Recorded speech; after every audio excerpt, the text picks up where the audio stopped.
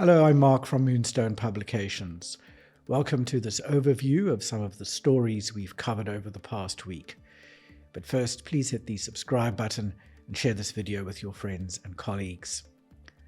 Coming up in this week's update, the FSCA and the Prudential Authority plan to overhaul the funeral insurance regulations, what COFI means for the retirement industry, a dramatic increase in life insurance and investment fraud, South Africa's credit rating is likely to be upgraded soon, how the regulators determine fines is a grey area, a regulatory amendment will enable consumers to block marketing communications, the FAIS Ombud erred in dismissing a complaint against an insurance broker, and the FSCA gives accountable institutions a new deadline to submit FICA compliance information.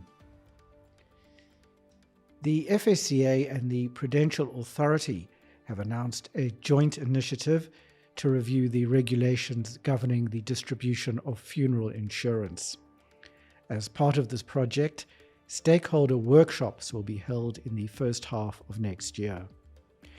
The authority said the insights gathered at these workshops will play a crucial role in shaping a more effective and balanced regulatory framework for funeral insurance. One of the issues that will come under review are the unintended consequences arising from the change to the definition of group in the Insurance Act. The retirement industry should prepare for significant changes as the Conduct of Financial Institutions Bill edges closer to enactment. Key among the changes is the inclusion of employers under the FSCA's regulatory oversight. Zarina Kamruddin, the FSCA's head of retirement fund supervision, has highlighted COFI's broad impact, including amendments to the Pension Funds Act, which will be renamed the Retirement Funds Act. One of the most notable changes is that retirement funds will be required to obtain licenses under both the Retirement Funds Act and the Financial Sector Regulation Act. Life insurers and investment companies recorded a significant rise in cases of fraud and dishonesty last year, with detected incidents up by 46% from 2022.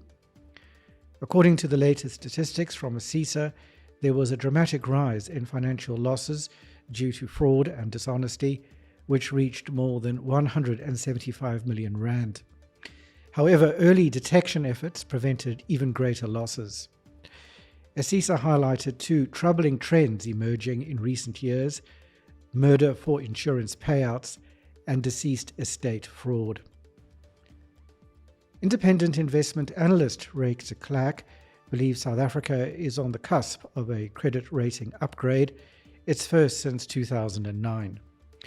The medium-term budget policy statement has made a convincing case that the government is committed to fiscal and monetary discipline, paving the way for anticipated economic growth. Although it is unlikely that South Africa's sovereign debt will be pushed to investment grade, a one-notch upgrade will be a crucial starting point. De Klerk says an upgrade is likely to have significant implications for investment portfolios. The FSCA and the Prudential Authority have imposed penalties of hundreds of millions of rands of late. This dramatic uptick in penalties signals that the regulators have adopted a no-nonsense approach to market integrity and compliance, particularly following South Africa's grey listing.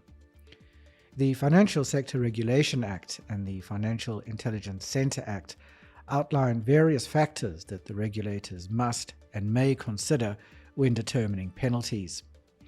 However, Weber Wentzel attorneys Ken Davis and Anel de Meyer argue that the process remains murky, raising questions about how these factors are weighed and applied. Consumers frustrated by unsolicited marketing calls may soon see relief, thanks to a proposed amendment to the Consumer Protection Act. The draft regulation introduces an opt-out registry that will allow individuals to block direct marketing communications. Direct marketers will be required to register annually on the opt-out list, and failure to do so will prevent them from contacting consumers for marketing purposes. The Financial Services Tribunal has ruled that the Office of the FAIS Ombud made an error in dismissing a policyholder's complaint, failing adequately to assess the facts and evidence surrounding an insurance broker's conduct. The policyholder complained to the Ombud after his claim for a stolen vehicle was rejected. This was because he did not install a secondary tracking device and backup unit as required by the policy. The broker said the policyholder had been notified of this condition via his wife's email address. However, the tribunal noted a pattern of communicating using the policyholder's email address alone. The FSCA has extended the deadline for certain FSPs and collective investment scheme managers to submit their FICA compliance information. The original deadline was the end of July, and the new deadline is the 29th of November. The extension follows technical issues with the FSCA's e-portal that prevented some institutions from completing or submitting the required information. The FSCA says accountable institutions will be considered non-compliant if they submit only partial information and not only if they fail to submit the information altogether. That's all we have for this week. You can read these stories and many more on our website, moonstone.co.za. Until next time, here's wishing you all the best from the team at Moonstone Information Refinery.